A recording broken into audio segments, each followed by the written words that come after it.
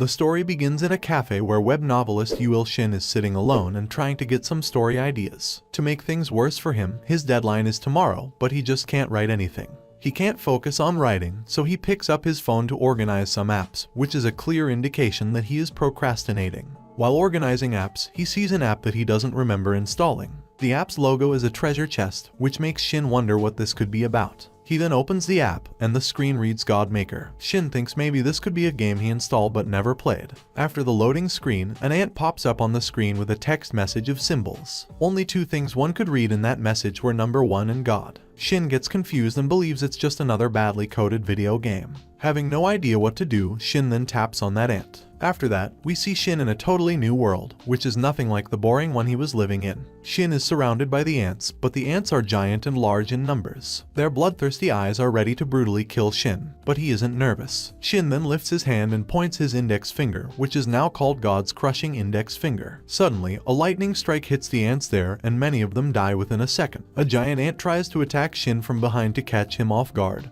but Shin still survives. Ant had the chance, but it blew it, and now Shin uses his middle finger, called God's condemning middle finger, to burn down the ants with blame. Shin causes a massacre using just his finger without getting any injury except a minor cut on his face. He then uses God's healing ring finger to fix it. Shin realizes the job is not done yet because probably the largest of them all is standing in front of him to avenge every one of his kind whom Shin has killed. Shin then uses his power to get a sword made of some kind of magical energy. He then launches his attack on the monster ant and reveals that this is the reason he's on a hiatus. In the real world, things aren't going smoothly for Shin because the fans are upset more than ever due to the hiatus. They are not happy because this is not the first time Shin has gone on hiatus, but they don't know this hiatus is different. The publisher told everyone the author is on hiatus due to personal reasons after he received a message from Shin saying he won't be back before saving the world. This all started one day when gates and dungeons appeared. Many monsters came out via them. They were huge and caused destruction everywhere. It became a tragedy, but for hunters, it was an opportunity. Hunters were the people who awakened the superpowers, and they used their power to hunt down monsters. Hunters were a hope for humanity to survive in the middle of this chaos. All hunters were not equal in terms of power and strength. Hunters were divided from SSS class to G class based on their abilities. The G class hunters are the weakest of them all, and they are not the best bet to save your life against the gigantic monsters. Also, it's very hard to change a hunter's rank in revaluation. Hunters became the need of the world, and a lot of people aspired to become one. We then see a girl who is a B+ hunter, but she wants to do an evaluation test to increase her rank. She is obsessed with becoming a higher ranking hunter as this will be her 10th evaluation, but she hasn't seen any success. When she looks back, there is a guy who was looking at her, and yeah, it's Shin. Here, he looks very nervous and weak and gets scared after seeing the angry look on the girl's face. She is in no good mood and believes Shin is some kind of pervert who has nothing better to do than look at girls. Before her anger could turn into something more aggressive, Shin gets a call, and he runs away. She couldn't understand what just happened, and suddenly the receptionist calls her name, 49,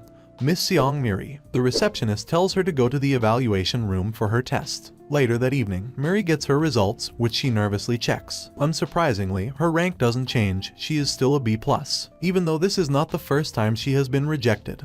This time it hurts her more, and now she wonders if she should just give up on the idea of increasing her rank. Miri then receives a notification on her phone, which immediately turns her sadness into anxiety. The message informs about a class monster called the Throned Bull who appeared in Seoul. The message clearly mentions that all the hunters above a class rank have to go there to help immediately. She doesn't know what she should do because she isn't a class hunter, but at the same time, she can't let people die by doing nothing. At the same time, the Throned Bull is causing mass destruction in the city, yet no hunter is there to help the civilians. There is panic among the people, and Shin is also present there with a kid. That kid called Seong-yeon falls down and scared Shin tries to pick him up, but the Throned Bull misses no chance and immediately tries to attack them. Shin grabs the kid and closes his eyes because he knows this could be his end. Suddenly, a bolt of lightning hits Throned Bull, and when it looks back, Miri is there to fight it. Miri realizes that even though she hit the Throned Bull with her lighting, it didn't take any damage, so she once again attacks it with lighting, but still no damage. The power of an A-class monster is far greater than that of a B-ranked hunter, and Miri now realizes this. She knows that it's impossible for her to take down the Throned Bull. Throned Bull launches an attack on her, which makes her fall down. She then asks Shin to run away because she can't hold it forever. Shin immediately runs away. Miri then decides she just can't defeat the thrown bull, so she will use her complete strength to buy some time until a ranked hunters arrive. Suddenly she feels weakness in her power, and at the same time, the thrown bull is just seconds away from taking her life. Miri sees a flashback where she was breaking down and crying in the middle of a destroyed city. Perhaps she lost someone in the destruction, and she is filled with a feeling of revenge. A woman arrives there and tries to calm her. She tells Miri to stop thinking about the revenge. At the present, this little memory gives Miri enough strength she needs to survive. Miri gathers all of her strength and prepares for an attack. She hears a voice in her head. It's like she has lost her senses because of the enormous power she is experiencing at the moment. Miri then hits the thundered bull with her thunderstorm attack. The attack is so powerful that the entire sky gets covered by it. The attack works as it literally destroys half of Thrown Bull's body. Everyone just can't believe what happened.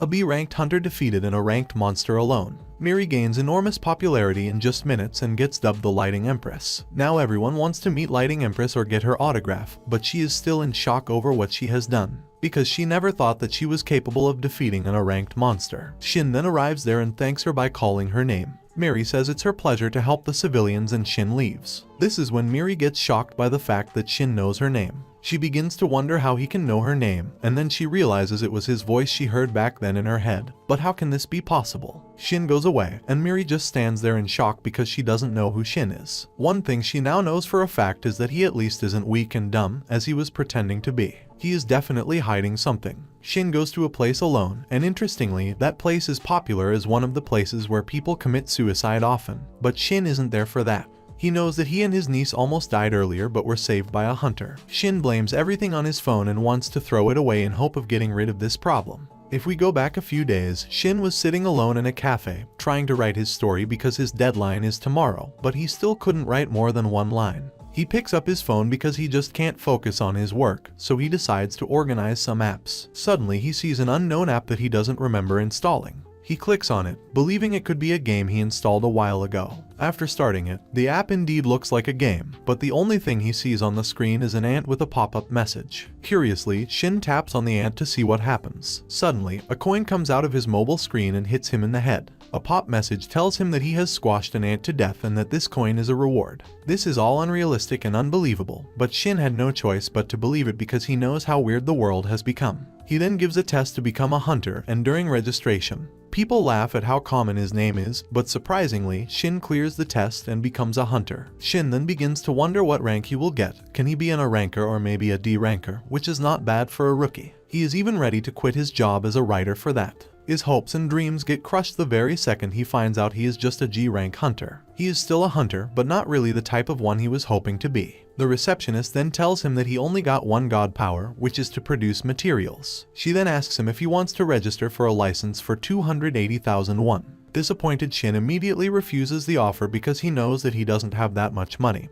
and that the license is useless for him as long as he is a D ranker. Shin now finally accepts his fate, that he can't become a powerful hunter and quit his job. He is just not special like others. Shin then decides to go back and finish his work because otherwise he will lose his job, which he doesn't want to do. After returning home, he opens his laptop and sees only 3 words, "one day suddenly," and that's it. This was all he had written so far. Hopeless, Shin then starts watching TV to distract his mind from the problem for a while. On the news, the reporter speaks about an S-ranked hunter called Baekhyun Hyan who just conquered Darkness Dragon's dungeon. It's an incredible feat to achieve, and everyone is praising him. Shin gets jealous of him because, unlike him, he is an S-ranked hunter. Shin changes the channel and then sees an advertisement about another S-ranked hunter called Seong Mina and her skin protection product. Frustrated, Shin then turns off the TV because he has had enough of high-ranking hunters getting fame and popularity. Having nothing to do rather than finishing his writing work, which he doesn't want to do, he decides to sleep for a bit to clear his mind.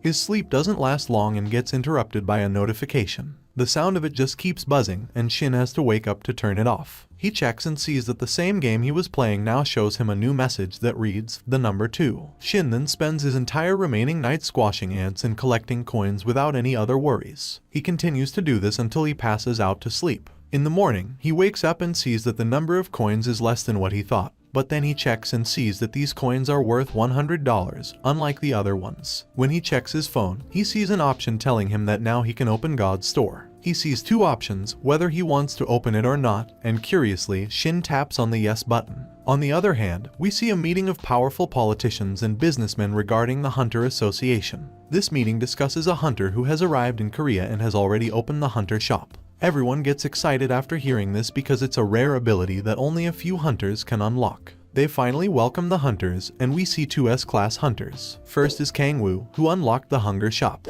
The second is Seong-mina. They both are here to meet someone special and powerful, the president of Korea. Everyone is excited to see the hunter shop, so one of the guys asks Kang-woo to showcase it. Kang-woo then opens the hunter shop. Everyone sees the energy in his hand, but they couldn't see it with their eyes. The organizer reveals that the shop can be seen only by the person who activated it. Seong-mina then uses her power to show everyone the hunter show, and this is the reason she was called here for. Finally, everyone sees the hunter's shop and gets shocked. This is the first time they have ever seen it with their own eyes. They see those items available in the hunter's shop that are believed to be just myths and legends. Everyone realizes how great it is to have the hunter's shop. The items in the hunter's shop are quite expensive, but in reality the price is cheap compared to their importance, and the president knows it. The president then orders to guard Kang-woo with two S-class hunters so he remains safe because he is now an asset to the Korean government. On the other hand, Shin tries to unlock the god shop and gets a message that tells him that it will cost 100 coins to unlock the god shop. Shin doesn't care about the price, so he agrees to it, and the money disappears. Shin finally unlocks the god shop, but he fails to read the names of the items. One thing he does understand is the price. Shin gets shocked by seeing the prices in thousands, millions, and even more because he only had 372 coins after playing the whole night. Now he starts to feel that all his effort is going to be wasted because he just can't gather that many coins. But suddenly the app scrolls down by itself and shows Shin as the cheapest item worth only 100 coins. Shin realizes it's the only item he could afford, and even though he couldn't read what it said, he still purchases it out of curiosity. He gets a message saying, "You have purchased the Eye of the Blind God." Shin gets more confused by it because he doesn't understand what it means. Suddenly he gets blind and, in panic, drops his phone. Shin gets blind after using the power, and now he has lost his phone too. He tries to find it but gets hit by the table instead.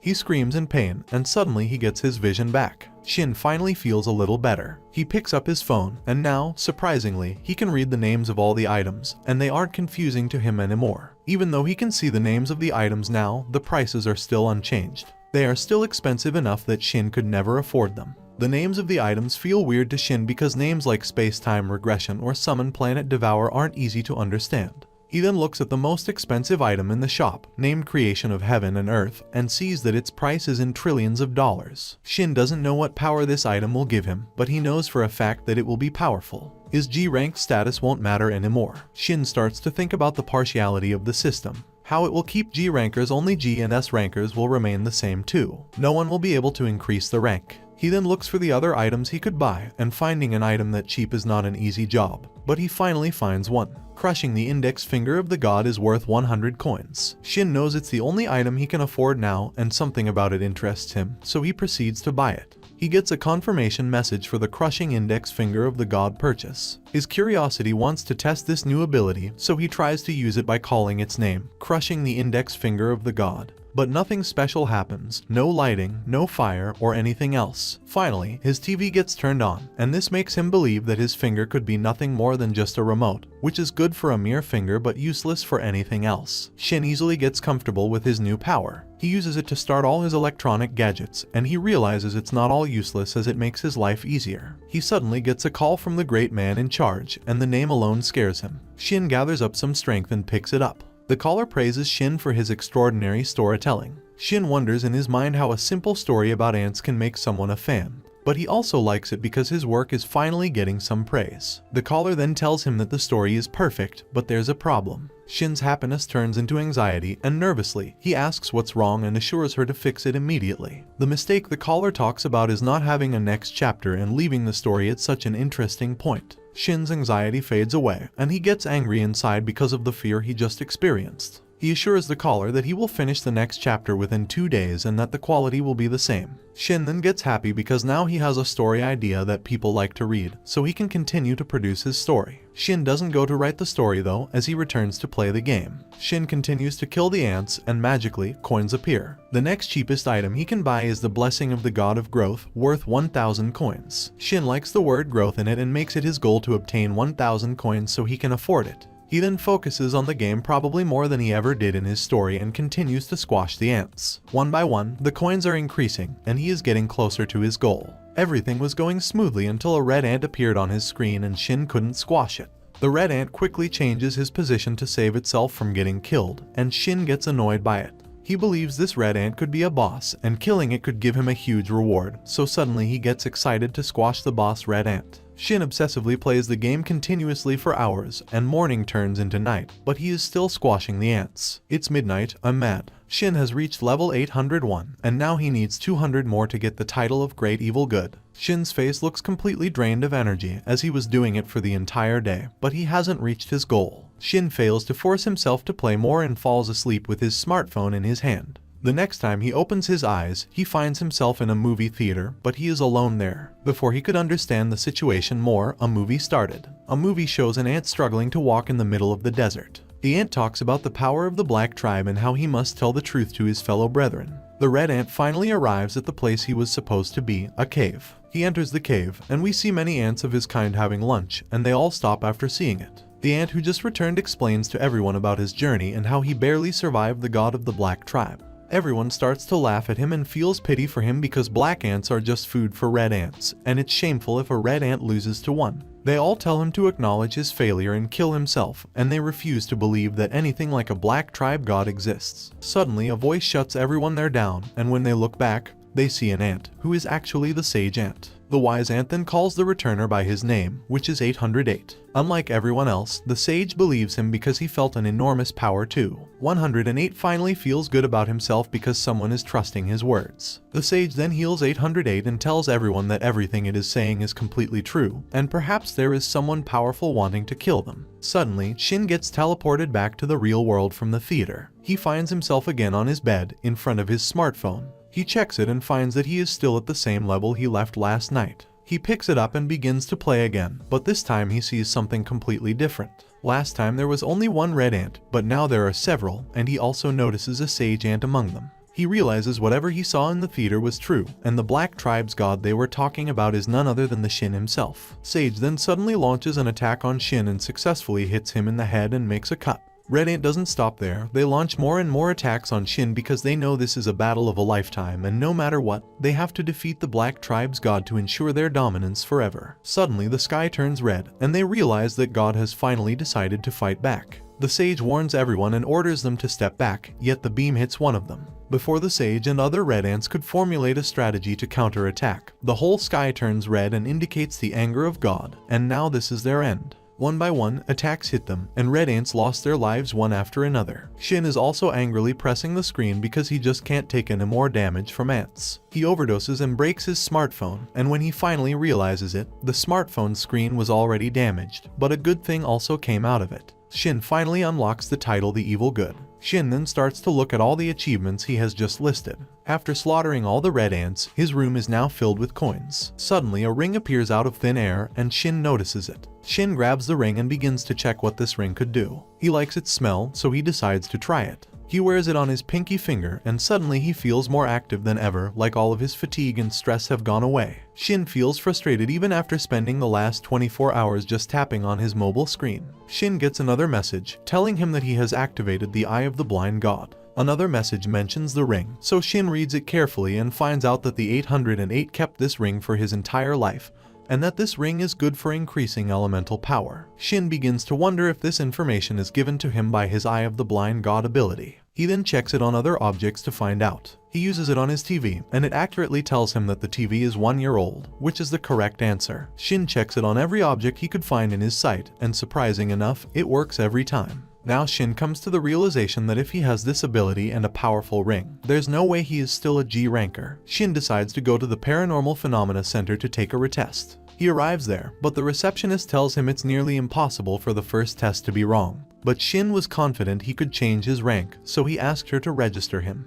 The receptionist then tells him that the state only pays for the first test, and now that he's taking a second test, he will have to pay. The amount is more than 1 million, which immediately shocks Shin. He explains the reason behind the high amount is that there are always a lot of people waiting to give a test, and for someone to take it twice, he must pay the necessary amount. Shin then tells her he will take the test later, which annoys the receptionist because she feels that her time is wasted. Disappointed, Shin sits down and begins to wonder what he can do now, but then he realizes he has to write the story too, and the thought inside of him suggests that writing should be his main focus. Shin needs an idea to write, and a place full of different kinds of people can do the job. He activates his ability and begins to analyze people. First, he sees a man named Park, who is in his 30s and suffering from hemorrhoids. Then he sees a pregnant woman, and after that, a 41-year-old man who is suffering from E. coli. Shin finds it interesting that he can find secrets of people with that ease, because no one will ever reveal such secrets about themselves. Shin then looks the other way and sees a sad girl besides a poster. His vision tells him that her name is Seong Miri, and she's 19 years old.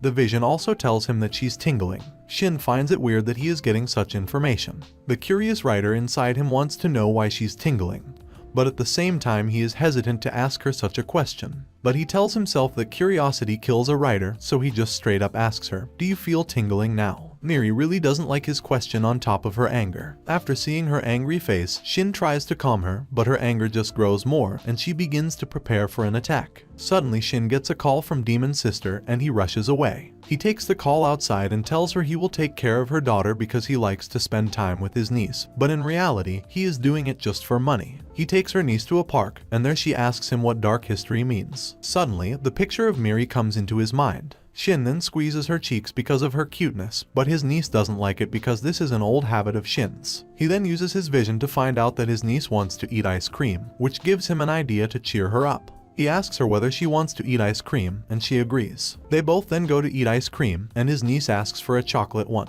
Shin checks his pocket to see if he's got enough money for 2 chocolate ice creams. His pocket was filled with small coins, and he realized he couldn't afford 2 ice creams, so he just ordered 1. The seller gets injured because now she has to count the coins. She then scoops less ice cream, at least, that's what Shin believes. He thinks this is an injustice for a 5-year-old kid who will be the future of the country, so he uses his index finger to manipulate the ice cream machine. Later, they both return to the park and sit down. Shin then gets a message on his smartphone. He checks it and sees a message saying cruel slaughter has been activated. Suddenly, the peaceful day turns into something horrific as Shin witnesses the thrown bull coming straight at him to attack. Later, he eventually gets saved by the interference of Miri, and he survived. That night, Shin wonders why that monster attacked him and completely believes Throne Bull was there to kill him. But what could be the reason? When Throne Bull died, he received a message saying, "You have overcome the trial. Cruel slaughter has gone up by 1 rank." Shin finally decides he doesn't want to live such a troublesome life, so he comes to the decision of throwing his smartphone away because, after all, it was the reason for all of this. Before he could throw it, at the last second, he gets a notification. Curious, Shin checks it and sees a message saying stainless god with some symbols. We then see a place with 2 ants guarding it. Suddenly, one of them gets killed by a red giant ant. Meanwhile, someone is praying to the unknown god, and we see a white lady, scared for her life, hoping for a miracle because that's the only way they can get saved. The red ant approaches her, the holy woman. They are here to teach them a lesson for upsetting the empire. Shin on his smartphone sees all these and gets a message asking if he wants to help a small creature who is desperately asking for his help.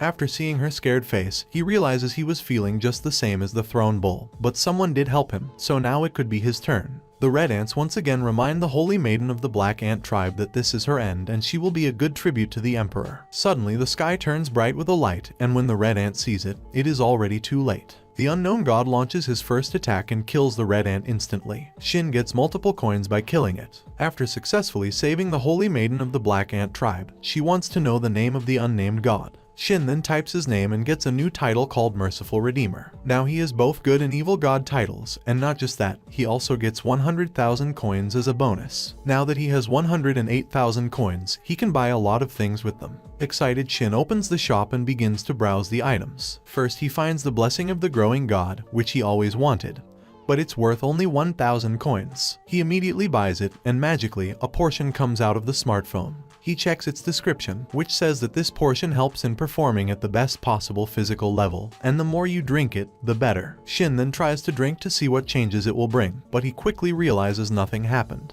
He gets angry, because now he starts to think this drink is a scam, but then once again reads the last of it. The more you drink, the better. Shin then orders multiples of the Blessings of Growth God and drinks them. After drinking many of them, still nothing happens, but his assimilation rate increases from 0 to 5%. Disappointed, Shin goes to sleep, and when he wakes up, he instantly checks his phone. which has now become a habit. When he checks it, he sees something he hadn't expected. An army of red ants were waiting to kill him. Suddenly, they all started to pop out of the smartphone. This reason is the increase in assimilation that resulted in the battlefield upgrade. All the ants surround his entire room, and Shin just can't think of an idea to deal with them. He could have killed them via his smartphone easily because he was there, but the situation now is different. He tries to run away, but unfortunately, the doors were locked. Ants have already started their attacks in the name of the Great Empire. Shin notices his window and thinks of jumping out because, according to his calculations, he won't die from the 3rd floor. He runs and jumps through it, but it was locked too. Now Shin is stuck and has to deal with the army by himself. He launches his first attack on them and wipes out a good chunk of the army. All the ants see the fierce look on Shin's face, but now they can't back down. They have to kill the unknown monster for the Great Empire and tribute its head to the Emperor. They march toward him to attack. They shoot arrows at him, which makes Shin more upset because he can't think of a plan to defeat them. Suddenly, he notices an insect spray and realizes it could do the job. He quickly grabs it and sprays it at the army of ants. The spray does its job and kills the ants. The red ants believe this is the true power of the unknown god of the black ant tribe. But now they can't save themselves. Shin then gets a message that tells him that he got a new gift from the high-class evil god, Soundless Nightmare. He once again gets the choice of either accepting it or not, and like always Shin, he agrees to it. During the same time, Miri trains to reawaken the same power she used to fight the Throne Bull. She felt most powerful during the fight, but now she can't reawaken it even after many tries. Suddenly, she feels someone needs her help in the city, who in reality is Shin, because his whole apartment is burning down and he is just there, unable to do anything. He tries to use God's crushing index finger to solve the problem, but it doesn't work and he gives up hope. He begins to lose consciousness as he sees his apartment burning down. Suddenly, someone breaks his wall, and he sees Miri there to help him. The next day, he wakes up in a hospital. His whole body is covered, which makes it difficult to identify him. She asks him what the secret code is between them, and he tells her the right answer, which is that mom is a farty, poopy, fat grandmother. The answer is correct, and they both hug, but Shin's sister doesn't like this joke about her appearance. On the other hand, Miri realizes a pattern. Whenever she helps Shin, she somehow reawakens the power she always wants to have. Because when she was bringing Shin to the hospital, her power suddenly became stronger than ever, just like when she fought the Throne Bull. She begins to wonder if something has to do with the Shin or if it is just a coincidence. When she looks back, she sees Shin being angry in his room. We then see the Saintess Holy Maiden of the Black Ant tribe holding a special gift for the god. The rest of the tribe tries to convince her to rethink her decision to offer it to God, but she insists. She tells everyone that the decision has already been made, and she will offer the most important gift of the tribe, which is passed down from generation to generation, to the god as a tribute. Shin feels frustrated because of how much time the ants are taking to come to a decision. Suddenly, he gets a message asking if he wants to accept a gift from the Saintess of the Black Ant tribe, and once again he agrees to. Shin gets the gift of a Saintess, which looks like a small shape.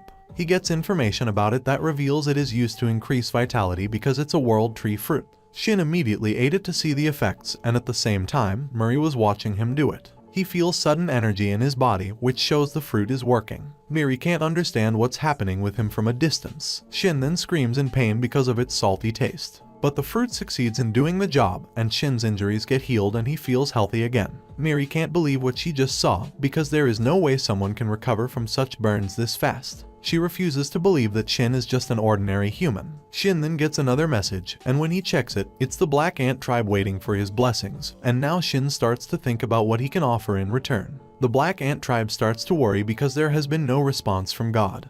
But Saintless Holy Maiden continues to pray because her faith in God is unbreakable. Suddenly, something starts to fall from the sky, and at first, everyone believes it's just the snow, but soon they discover it's not, but something magical they can eat and heal their injuries with. Ants get shocked by this miraculous thing, and now everyone starts to believe in God just like Saintess Holy Maiden. They knows no one can do it other than the God himself, so they thanks their God. In reality, it was just the sugar that Shin dropped upon them, and yet it worked magically because of how important the sugar is for them. Shin gets 101 new followers who have faith in him. Due to this, he also receives 10,100 coins. 100 coins for each faith. Shin too likes his new followers and the fact that he is a god now. Miri continues to stalk Shin because she wants answers to her questions. How can a mere grunt get his hands on such powerful portions that they can heal him instantly? She also wants to know how he knew her name. But the most important thing is if Shin can help her reawaken and surpass her powers. She hates the idea of stalking because she doesn't want her sister to know that she is stalking a guy, but this is the only way. Suddenly Shin calls out her name from behind, and Miri realizes how bad she is at stalking. Shin then gives her his ring to thank her. Miri initially refuses to take it, but Shin just hands it over and runs away. Later, Miri uses the ring and retakes the evaluation test. But this time she shows incredible strength and powers in the test, which leaves everyone impressed except her sister. Her sister then tells her that they are increasing her rank to A, but she should remember not to let the vengeance feelings control her. Miri realizes that if Shin can help her surpass her limits, there's no reason to seek revenge now. She also can't believe how easily Shin gave her this powerful thing or what the reason could be behind it. During the same time, Shin sees that the Red Ants have a new general, Kamakiri, who is planning a large army to take down the Black Tribe's monster, who is Shin. After seeing the massive army of ants, he immediately snaps out of it and believes it was all just a bad dream and not a reality. Shin then begins to wonder if there's a good possibility that this is true because lately he has seen pretty crazy things and he also murdered 100,000 red ants, which could be a strong reason for their revenge against him. Before he could worry more about the red ants, he gets a message from Soundless Nightmare, who asks him if he needs more power. Confused Shin asks him who it is because he doesn't know who the Soundless Nightmare is or why he wants to help him. The Soundless Nightmare ignores his question and proceeds to tell him that she should sacrifice 10 humans of his kind, especially of his blood group, and then he will gain a lot of power. Shin doesn't like this weird response because there's no way he's going to kill 100 humans, so he immediately blocks the Soundless Nightmare. The Soundless Nightmare tries to stop him from doing things because it wants to tell more stories. Shin then uses his god vision and sees the Savage Tribe making big preparations for a war against the Black Tribe's monster, and General Kamakiri announces that he will snatch the god's eyes with his own hands. The battle will be fought in 4 days, and when Shin checks on the Black Tribe to see how they are dealing with the situation, he sees that everyone is scared for their lives, and the only hope for them is their god, Shin. Shin knows his responsibility and decides to use the remaining time to prepare for the war. He goes in front of the mirror to see if his abilities allow him to do self-analysis, but nothing happened. Suddenly the analysis is complete, and it tells Shin that his specialty is being a loser. This doesn't help Shin in any way, so he picks up his phone and starts to browse the item shop in the hope of getting his hands on something good. He sees an item called Gehenna's Flame, and he kind of likes it, especially the name. He proceeds to buy it, but later he realizes it's not useful, and he just got scammed again. He is now starting to know how some items in the shop are advertised falsely while the real items are very different. He then gets a message from his publisher, who hasn't received a manuscript since a week ago, when Shin promised him one in 2 days. He tells Shin that he knows Shin might have some reasons for taking a break, but this can't happen always, especially when Shin has already taken the advance payment. Shin anxiously tells him that he has been having a lot of accidents lately, but he will quickly complete the next chapter, and the publisher agrees. Then Shin's assimilation rate increases from 5 to 10% because he is drinking a lot of portions. Shin is doing everything possible to become stronger and get prepared for the war against the Empire of the Savages. He also completes the next chapter after typing for hours. At the same time, Miri arrives at his building to meet and ask for a favor. He is also nervous to talk with him because she doesn't want to look like someone who is desperate for help. Miri rings the bell but gets no response, indicating he might not be home. But she then sees that the door is open, so she enters quietly. She checks if he's home by calling Shin's name, but all she sees is a broken wall and a laptop. We then see the office of the publisher as they wait for Shin to arrive. He messages Shin to check if he's going to be late again. But suddenly Shin arrives there with his work. The publisher is impressed by the amount of content because he hadn't expected this much work from Shin. The next time Shin opens his eyes, he finds himself locked in chains in an unknown place. He sees 3 men there who kidnapped him. After using God's ability, he identifies them all because he met them earlier in the market. Now they demand compensation from Shin for the damage he has done. Shin tells them that he can't pay them because he doesn't have his phone with him. They then show him his phone, which they have already stolen. Shin uses his ability to see how much time is remaining for the war, and to his surprise, the time ends and suddenly an army of ants comes out of the smartphone. The ants attack the man who was holding the phone and eat him completely within seconds. Now they get ready to take down their next target. Kidnappers believe Shin is controlling them to fight back, so they decide it's time to end it right there. Hyun, one of the kidnappers, uses a flame attack and burns down all the ants, which even shocks Shin because of how easily he got the job done. Hyun then confronts Shin about his brother, who just died, because he believes those ants were his doing. Suddenly something hits Hyun from behind and she falls down. We then see that the savage army isn't dead, actually they are from it. They are ready to use their weapon machines to attack, and after seeing this, the other kidnappers begin to run away. Shin shouts at him to save him too, but all he could think at the moment was saving his own life. He tried to open the door, but it didn't open, and suddenly the ants attacked and he died brutally. Shin realizes it's just like the last time he couldn't open his door. Now that all the kidnappers are dead, the only alive target is Shin, and Ants moves towards him. Shin tries to free himself but fails to do anything. He realizes this could be his ant because the ants are so powerful. He closes his eyes as he accepts his end, but suddenly, thunder and lightning attack the ants. The lightning strikes down many ants, and Shin sees Miri. The Lightning Empress has arrived for his help. She attacks the Savage Empire's soldiers, and her power surpasses their strength. The general can't believe that the Black Tribe's god can summon such powerful soldiers who, taken together, can take down an army. General accepts his fate and decides that this battle will be his last and he will die here, but he also says that he won't die without at least taking the life of the god's servant. His army tries to convince him to retreat after seeing that they can't win this battle.